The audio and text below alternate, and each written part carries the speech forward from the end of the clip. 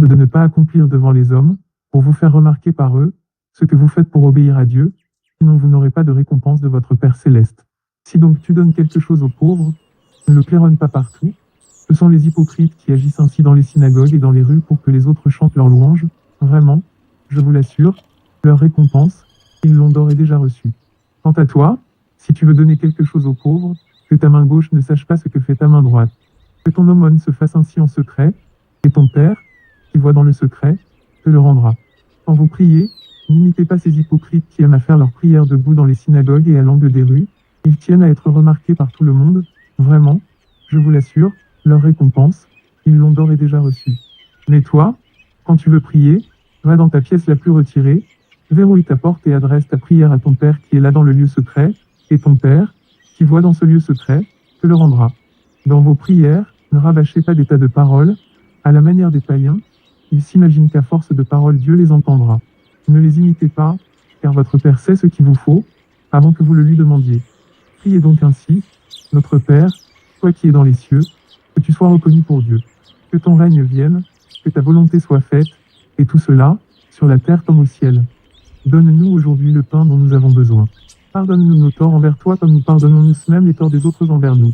Garde-nous de céder à la tentation, et surtout, délivre-nous du diable, car à toi appartiennent le règne et la puissance et la gloire à jamais. En effet, si vous pardonnez aux autres leurs fautes, votre Père céleste vous pardonnera aussi. Mais si vous ne pardonnez pas aux hommes, votre Père ne vous pardonnera pas non plus vos fautes. Lorsque vous jeûnez, n'ayez pas, comme les hypocrites, une mine triste, pour bien montrer à tout le monde qu'ils jeûnent. Ils prennent des visages défaits, vraiment, je vous l'assure, leur récompense, ils l'ont d'ores et déjà reçue.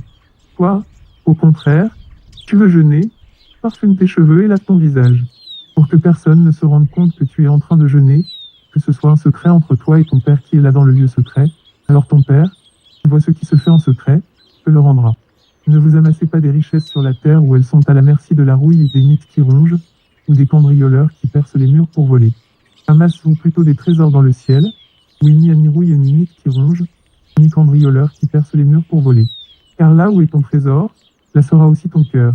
Les yeux sont comme une lampe pour le corps, si donc tes yeux sont en bon état, ton corps entier jouira de la lumière. Mais si tes yeux sont malades, tout ton corps sera plongé dans l'obscurité. Si donc la lumière qui est en toi est obscurcie, dans quelles ténèbres profondes te trouveras-tu? Nul ne peut être en même temps au service de deux maîtres, car ou bien il détestera l'un et aimera l'autre, ou bien il sera dévoué au premier et méprisera le second. Vous ne pouvez pas servir en même temps Dieu et l'argent. C'est pourquoi je vous dis, ne vous inquiétez pas en vous demandant, allons-nous manger ou boire? Avec quoi allons-nous nous habiller? La vie ne vaut-elle pas bien plus que la nourriture? Et le corps ne vaut-il pas bien plus que les habits? Voyez ces oiseaux qui volent dans les airs, ils ne sèment ni ne moissonnent, ils n'amassent pas de provisions dans des greniers, et votre Père céleste les nourrit. N'avez-vous pas bien plus de valeur qu'eux? D'ailleurs, qui de vous peut, à force d'inquiétude, prolonger son existence, ne serait-ce que de quelques instants? Quant aux vêtements, pourquoi vous inquiétez à leur sujet? Observez les lys sauvages. Ils poussent sans se fatiguer à tisser des vêtements. Pourtant, je vous l'assure, le roi Salomon lui-même, dans toute sa gloire, n'a jamais été aussi bien vêtu que nous deux. Si Dieu habille avec tant d'élégance la petite plante des champs qui est là aujourd'hui et qui demain sera jetée au feu, à plus forte raison ne vous vêtira-t-il pas vous-même? Ah, votre foi est encore bien petite. Ne vous inquiétez donc pas et ne dites pas, que mangerons-nous ou que boirons-nous? Avec quoi nous habillerons-nous? Toutes ces choses, les païens s'en préoccupent sans cesse, mais votre Père, qui est aux cieux, sait que vous en avez besoin.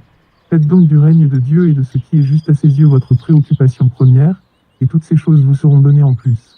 Ne vous inquiétez pas pour le lendemain se souciera de lui-même, à chaque jour suffit sa peine.